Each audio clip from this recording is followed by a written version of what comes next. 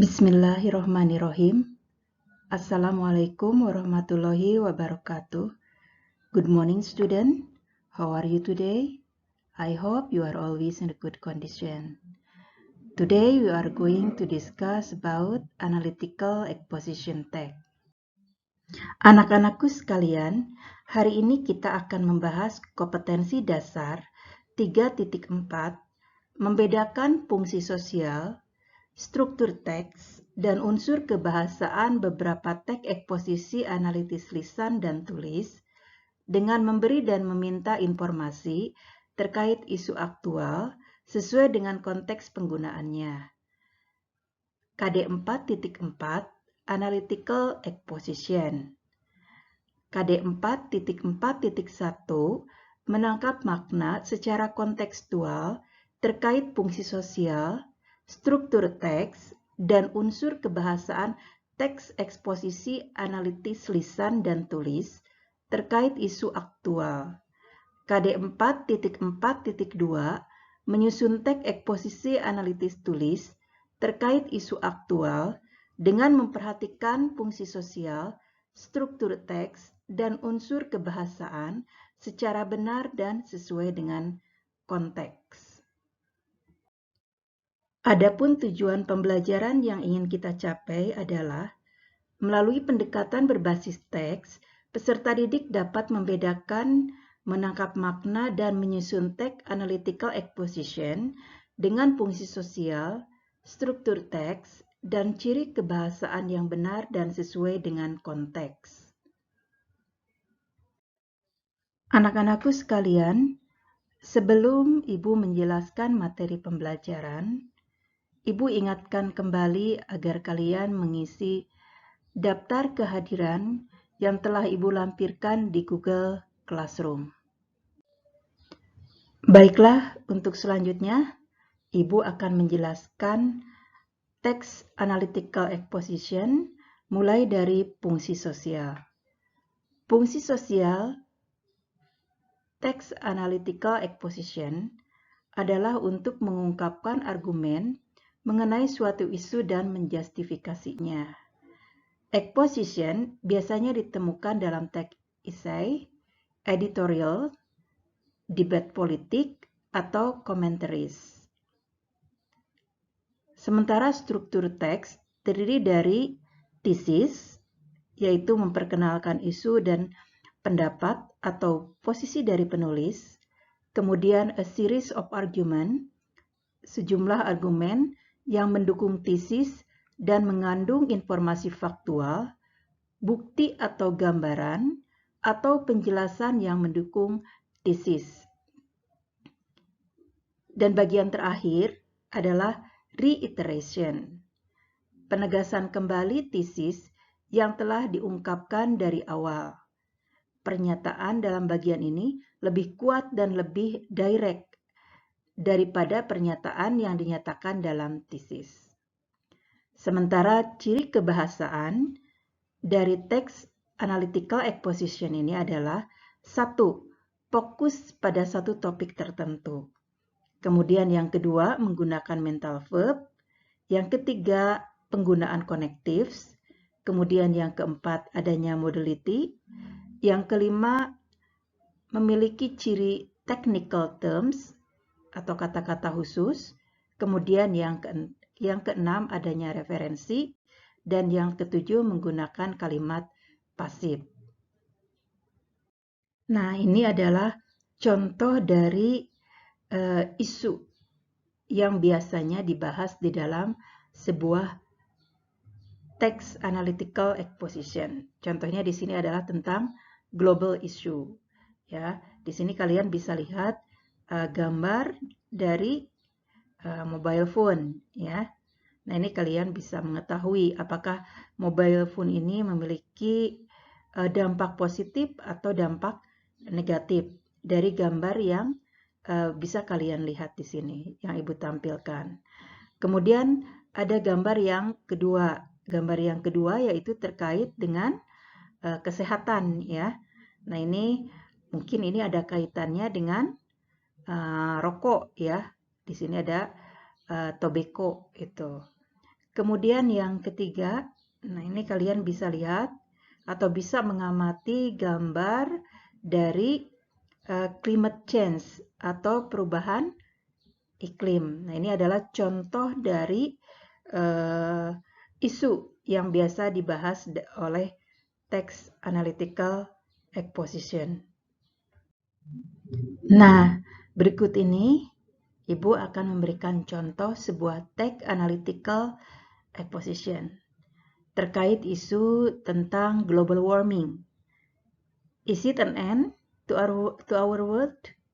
Nah, silahkan kalian baca dulu ya teksnya di dalam hati, kemudian kalian coba pahami informasi apa yang bisa kalian dapatkan dengan membaca teks ini. Oke, bagaimana anak-anak? Informasi apa yang bisa kalian dapatkan dengan membaca teks tentang global warming? Is it an end to our world? Oke, untuk selanjutnya kita coba perhatikan bersama-sama tentang text organization dari text analytical exposition. Teks ini terdiri dari 5 paragraf. Pada bagian paragraf yang pertama, ini disebut thesis, yang mengandung informasi secara umum terkait isu yang kita bahas, yaitu terkait global warming. Kemudian diikuti oleh paragraf yang kedua. Paragraf yang kedua dinamakan argument 1. Dan paragraf yang ketiga dinamakan argument 2. Untuk selanjutnya, paragraf keempat dinamakan argument 3.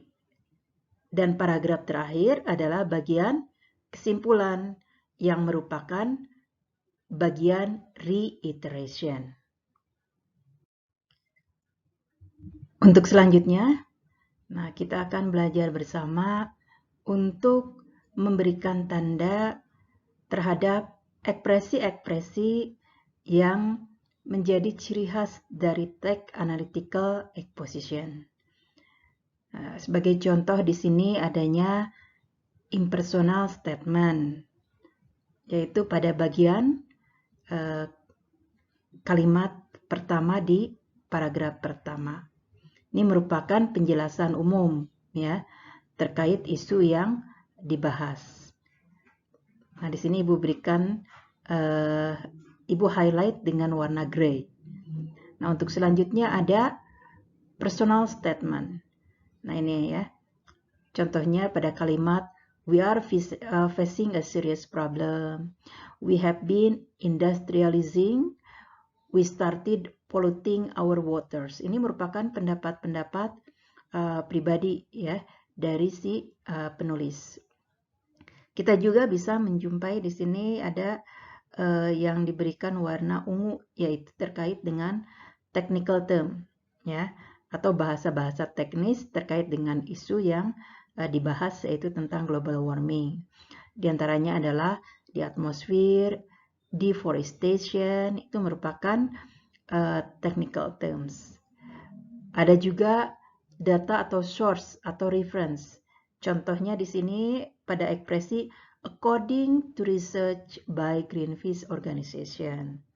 Kemudian ada a recent study has shown that due to unpredictable weather patterns, there have been lot of failed crops. Ini ada sumber yang kita dapatkan dari mana? Contohnya Reuters 2007. Ya, kemudian di sini ada Greenpeace juga, Greenpeace Report 2007. Ya, ini merupakan data sources atau reference. Selanjutnya ada penggunaan temporal connective. Nah, ini ya, menyatakan urutan. Nah, contohnya di sini ada first of all, secondly, furthermore, dan in conclusion. Itu merupakan temporal connectives untuk menyatakan urutan dari gagasan. Nah, untuk selanjutnya, sekarang kalian coba bekerja berkelompok. Satu kelompok terdiri dari 4 orang. Nah, Ibu akan memberikan latihan terkait vocabulary building atau kosakata yang kalian temukan di dalam teks yang sudah kalian baca. Alhamdulillah, kalian semua sudah selesai mengerjakan latihan vocabulary building dari teks yang kita sudah baca sama-sama dengan baik. Untuk selanjutnya kita akan lanjutkan ya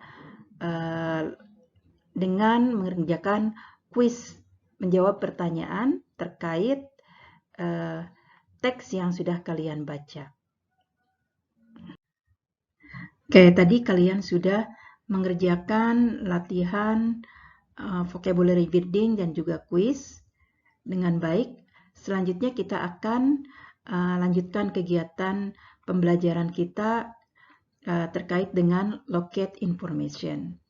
Nah, ada 2 arguments yang bisa kalian temukan di dalam teks yang kalian baca. Yang pertama adalah personal statement, seperti yang Ibu sudah jelaskan. Ya, seperti contohnya we are facing bla bla bla bla. Kemudian yang keduanya we have been bla bla bla. Nah, coba kalian temukan kembali ya, apakah selain yang tadi Ibu contohkan ada tidak pernyataan atau ekspresi yang mengungkapkan terkait personal statement. Yang kedua adalah impersonal statement. Contohnya global warming is, there is evidence, itu ya. Nah, coba kalian temukan apakah ada lagi tidak impersonal statement di dalam teks yang kalian baca. Oke, untuk selanjutnya di sini Ibu akan menjelaskan untuk masih terkait dengan locate information. Nah, ini locate information itu ada 3 ya. Ada 3 yang bisa kalian dapatkan di dalam teks. Yang pertama ada arguments.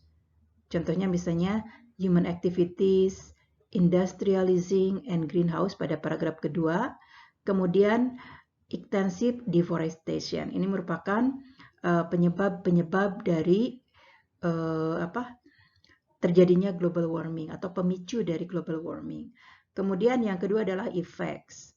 Apa efek yang atau dampak apa yang terjadi ya dari argumen yang diberikan tadi ya, dari cause atau penyebabnya. Contohnya di sini adalah pollution and releasing gases. Ini dihasilkan dari industrializing dan greenhouse. Kemudian unpredictable weather pattern yang ada di paragraf keempat. Nah, kemudian kalian juga bisa menemukan sources atau data. Contohnya ada Greenpeace Report 2007, Reuters 2007. Nah, ini merupakan data ya. Ini merupakan bagian penting untuk meyakinkan pembaca mengenai teks yang kita tulis. Oke, untuk selanjutnya coba kalian bekerja kelompok kembali ya dengan grup yang tadi sudah kalian bentuk. Di sini ada beberapa hal yang harus kalian diskusikan terkait teks yang sudah kalian baca. Ada 4 pertanyaan yang harus kalian diskusikan dengan kelompok kalian. Yang pertama, did any information about global warming surprise you? Kemudian pertanyaan yang kedua, how many arguments are there in the text? Ya. Yang ketiga, did you find fact or data about global warming? Nah, kemudian bagian keempat, what is the conclusion of the text? Nah, silakan kalian diskusikan dengan kelompok kalian. Nah, baiklah anak-anakku sekalian, ya. Demikian pembelajaran kita hari ini. Nah, apakah kalian merasa senang? Oke, ya. Nah, jangan lupa kalian lebih banyak membaca lagi di rumah, ya. Coba kalian cari contoh-contoh teks lainnya dari teks analytical exposition. Terima kasih atas kehadiran kalian dan juga perhatiannya. Thank you very much for your attention. See you next week ya. Wassalamualaikum warahmatullahi wabarakatuh.